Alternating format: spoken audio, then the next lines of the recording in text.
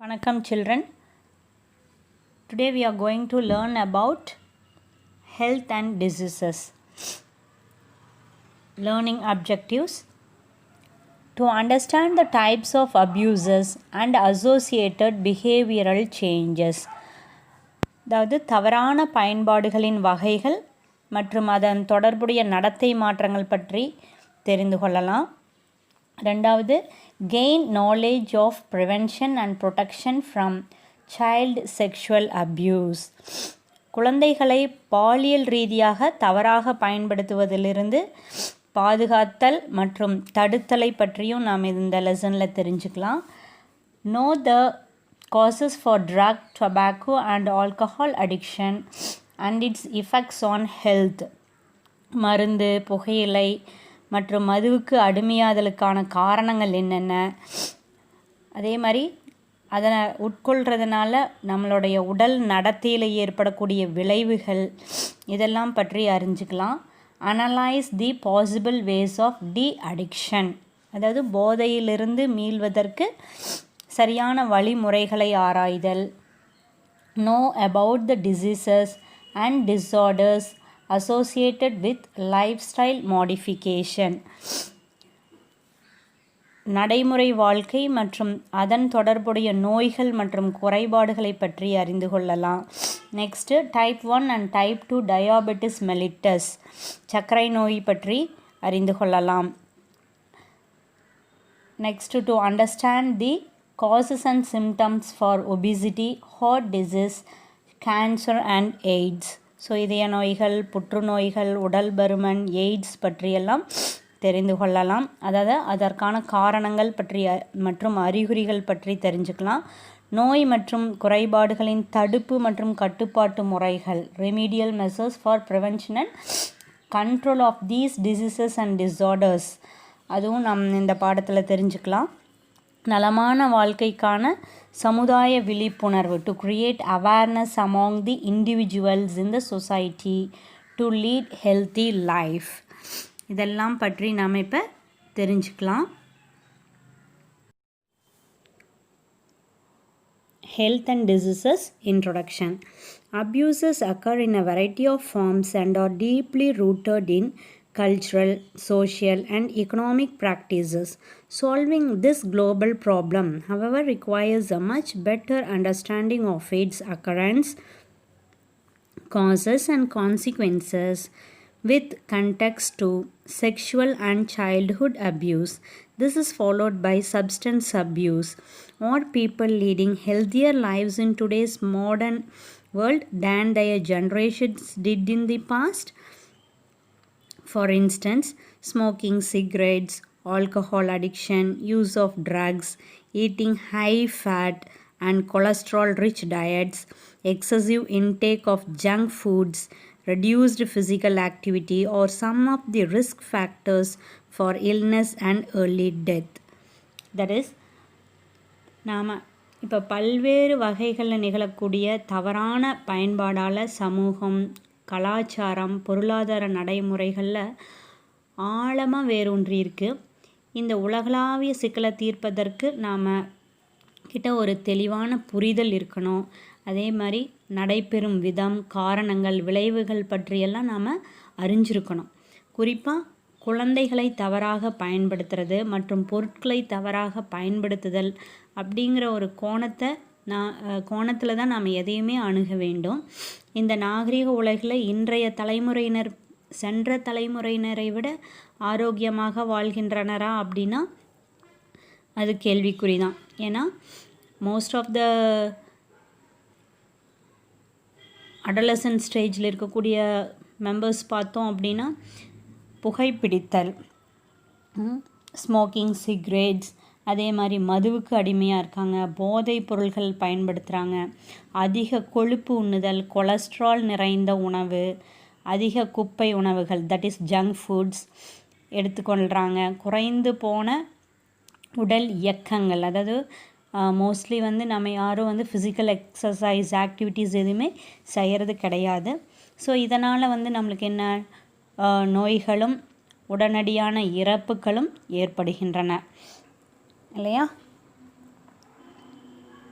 The role of behavior in health has been receiving increased attention in countries around the world. The health habits of the individuals and their behavior influence the development of chronic and fatal diseases such as diabetes, obesity, heart disease, cancer and AIDS. இப்போ பார்த்தீங்க அப்படின்னா தனிநபர் நடத்தை முறைகள் ஆரோக்கியத்தின் மீது ஏற்படுத்தும் விளைவுகள் குறித்து உலக நாடுகள் கவனம் செலுத்துவது தற்போது அதிகரித்துள்ளது. தனிநபர் ஒருவரின் சுகாதார பழக்க வழக்கங்களும் அவங்களுடைய நடத்தை முறைகளும் நாம் சில நாள்பட்ட இறப்பு மற்றும் நோய்கள் என்னென்ன அப்படின்னா இரத்த சர்க்கரை நோய், உடல் பருமன், இதய நோய்கள், புற்றுநோய், எய்ட்ஸ் போன்றவையினால் அதிகமாக நாள்பட்ட மற்றும் இறப்பை ஏற்படுத்தக்கூடிய வகையில் இருக்குது. இந்த நிலைகளை மாற்றிட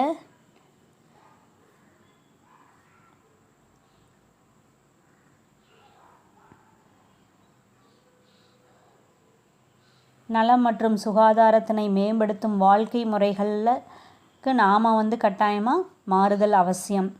இது நல்ல சத்துணவு, taking nutritious diets, regular exercise, தொடர்ந்து உடற்பயிற்சி செய்தல், அண்ட் பை அவாய்டிங் ட்ரக்ஸ், தேவையற்ற மருந்துகளை எடுத்துக்கொள்கிறது.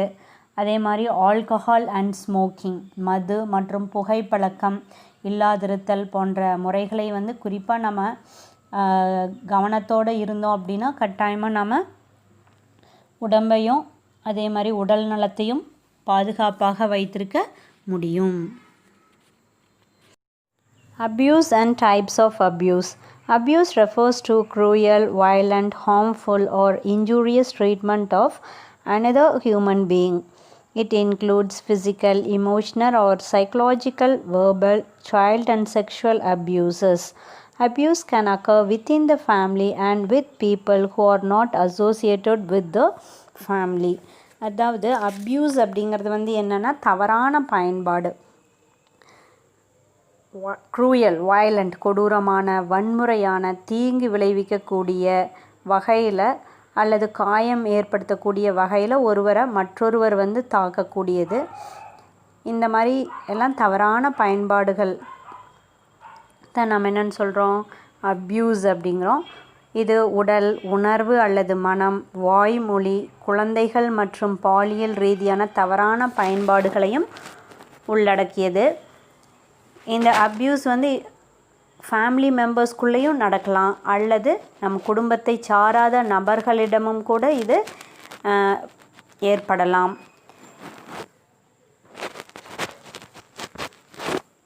These days, the use of drugs, alcohol and tobacco has been increasing, especially among teenagers and adolescents for adventure, excitement, curiosity and experimentation. இப்போ பார்த்தீங்க அப்படின்னா தற்காலத்தில் ட்ரக்ஸ் யூஸ் பண்ணுறது, ஆல்கஹால் அதாவது போதைக்கு அடிமையாதல், ப்ளஸ் போதை மருந்து மாத்திரைகள் உட்கொள்கிறது, அதே மாதிரி புகையிலை பழக்க வழக்கங்கள், இது யார்கிட்ட அதிகமாக இருக்குது அப்படின்னா அடோலசன்ட் பீப்புள்ஸ் கிட்ட தான். 10 வயதிலிருந்து 19 வயது வரைக்கும் இருக்கக்கூடிய நபர்கள் கிட்ட தான். அப்போது அவங்க இதெல்லாம் இந்த ஆல்கஹால் எடுத்துக்கிறது இல்லை ட்ரக்ஸ் யூஸ் பண்ணுறாங்க அப்படின்னா அவங்க அதை ஒரு ஆர்வத்தோட, ஒரு க்யூரியாசிட்டியோட, அதாவது ஆர்வத்தோட, எக்ஸைட்மெண்ட், அட்வென்ச்சராக பார்க்குறாங்க. சாகசம் நல்லா செய்ய முடியும், அதே மாதிரி சில பரிசோதனைகளெல்லாம் செய்யலாம் அப்படிங்கிற ஒரு எண்ணத்தில் இருக்காங்க. இதெல்லாம் தவறான புரிதல். நெக்ஸ்ட்டு நாம் சைல்டு அப்யூஸ் பற்றி பார்க்கலாம். Child abuse consists all forms of physical or emotional ill treatment, sexual abuse, exploitation resulting in child's ill health, survival and development. Physical abuse of a child is defined as those acts that cause physical harm and such as threatening, beating, kicking and hitting the child. அதாவது குழந்தைகளை தவறாக பயன்படுத்துதல் அப்படிங்கிறது என்ன அப்படின்னா, குழந்தைகளை தவறாக பயன்படுத்துதல் என்பது அனைத்து விதமான உடல் மற்றும் உணர்வுகள் ரீதியான துன்புறுத்தல் தான். இதில் எக்ஸ்ப்ளாய்டேஷன், சுரண்டல் ஆகியவற்றிற்கு உள்ளாக்குதல் ப்ளஸ் குழந்தைகளினுடைய ஆரோக்கியம், அவங்களுடைய வளர்ச்சி, இதில் எல்லாமே பாதிப்புகளை ஏற்படுத்துது. உடல் ரீதியாக தவறாக பயன்படுத்துதல் அப்படின்னா குழந்தைகளை அச்சுறுத்துறது, அடிக்கிறது, உதைக்கிறது, அவங்கள தாக்குறது, இதெல்லாமே அவங்களுடைய உடலுக்கு தீங்கு விளைவிக்கக்கூடிய செயல்பாடுகள் தான். Sexual abuse. Sexual harassment is a form of power and dominance of one person over another, which can result in harmful consequences to the victim. It refers to inappropriate or forced sexual contact. Adolescent girls and women encounter sexual harassment in different forms. Sexual abuse is more common at workplaces. Verbal remarks, comments, gestures, and looks are the most common forms of abuse. This results in psychological distress, physical illness, and eating disorders in the affected individuals. அதாவது பாலியல் முறையிலான தவறான பயன்பாடு, ஒருவர் மற்றொருவர் மீது தன்னுடைய அதிகாரத்தை, ஆதிக்கத்தை செலுத்துறது, பாலியல் ரீதியாலான தீங்கு விளைவிக்கக்கூடியது, எல்லாமே பாலியல் முறையிலான தவறான பயன்பாடு தான். இது பாதிக்கப்பட்டவரில் மோசமான விளைவுகளை ஏற்படுத்தக்கூடியது. இங்கே இளம் சிறுமிகள், பெண்கள் பலவிதமான பாலியல் துன்புறுத்தலுக்கு ஆளாகிறார்கள். பொதுவாக இந்த மாதிரி துன்புறுத்தல் எங்கே நடைபெறுது அப்படின்னா, குழந்தைகள் மற்றும் பெண்கள், மெயினாக பெண்கள் பணிபுரியும் இடங்களில் தான் அதிகமாக காணப்படக்கூடியது. பார்த்தோம் அப்படின்னா வாய்மொழி கருத்துக்கள், நகைச்சுவை, கேலி செய்தல், சைகைகள் மற்றும் தவறான பார்வை போன்றவை அதிகமாக காணப்படக்கூடிய முறைகேடுகளாகும். இந்த மாதிரி பாலியல் முறையிலான தவறான பயன்பாடுகளுக்கு உட்படுத்தப்பட்டவர்கள் எப்படி இருப்பாங்க அப்படின்னா, அவங்களுடைய மனதளவில் துன்புறுத்தல் ஏற்பட்டிருக்கும். அது மட்டும் இல்லாமல் அவங்களுக்கு உடல் நோய்களும் உணவு உண்ணுவதிலும் குறைபாடுகள் ஏற்படும். Next, more to know. The Ministry of Women and Child Development championed the introduction of the Protection of Children from Sexual Offences (POCSO) Act 2012. People who traffic children for sexual purposes are also punishable under the provisions relating to the Act, Child Protection Act, POCSO Act 2012. Objectives of the POCSO Act 2012: to protect children from the offences of sexual assault, sexual harassment, pornography, to establish special courts for speedy trials of such offences. அதாவது பெண்கள் மற்றும் குழந்தைகள் மேம்பாட்டு அமைச்சகம் குழந்தைகளுக்கு எதிரான பாலியல் குற்றங்களிலிருந்து அவர்களை பாதுகாப்பதற்காக கொண்டு வரப்பட்ட சட்டம்தான் இந்த போக்சோ ஆக்ட். சரியா? இந்த சட்டத்தில் எந்த மாதிரி இருக்கிறவங்களுக்கெல்லாம் தண்டனை கிடைக்கும் அப்படின்னா,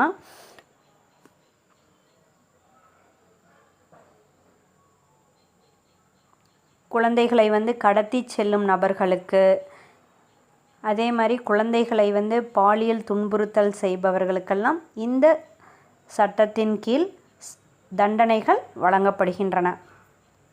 இங்கே பாலியல் தாக்குதல், பாலியல் துன்புறுத்தல் மற்றும் ஆபாசம் போன்ற குற்றங்களிலிருந்து பாதுகாத்தல், இத்தகைய குற்றங்களை விரைந்து விசாரிக்க சிறப்பு நீதிமன்றங்களெல்லாம் அமைச்சிருக்காங்க. இதுதான் போக்சோ சட்டத்தினுடைய குறிக்கோள்கள்.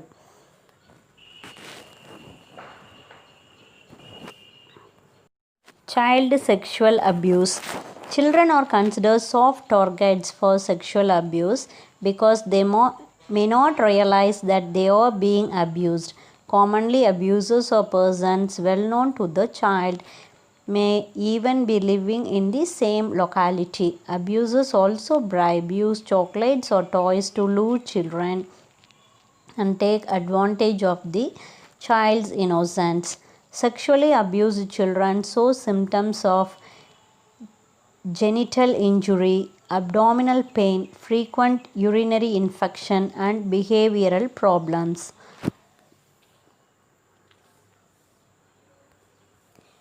இப்போ குழந்தைகளின் பாலியல் முறையிலான தவறான பயன்பாடு அப்படிங்கிறது என்ன அப்படின்னா, குழந்தைகளை பாலியல் முறையிலான துன்புறுத்தலுக்கு உட்படுத்தப்படுகிறார்கள் அப்படிங்கிறது தான். பொதுவாக இந்த செயலை செய்பவர்கள் குழந்தைகளுக்கு நன்றாக தெரிந்தவர்களாகவே தான் இருக்கிறார்கள்.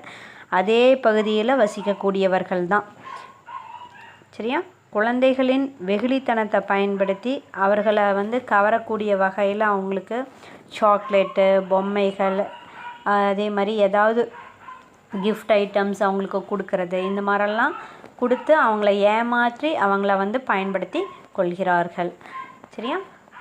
பாலியல் ரீதியான துன்புறுத்தலுக்கு ஆளான குழந்தைகள் எப்படி நாம் தெரிஞ்சுக்கலாம் அப்படின்னா, பிறப்புறுக்க உறுப்புக்களில் காயம் இருக்கலாம், வயிற்று வலி அடிக்கடி வருதுன்னு சொல்லுவாங்க, அடிக்கடி ஏற்படும் சிறுநீர் தொற்று மற்றும் நடத்தையில் மாற்றம், இதெல்லாமே இதற்கான அறிகுறிகள் தான்.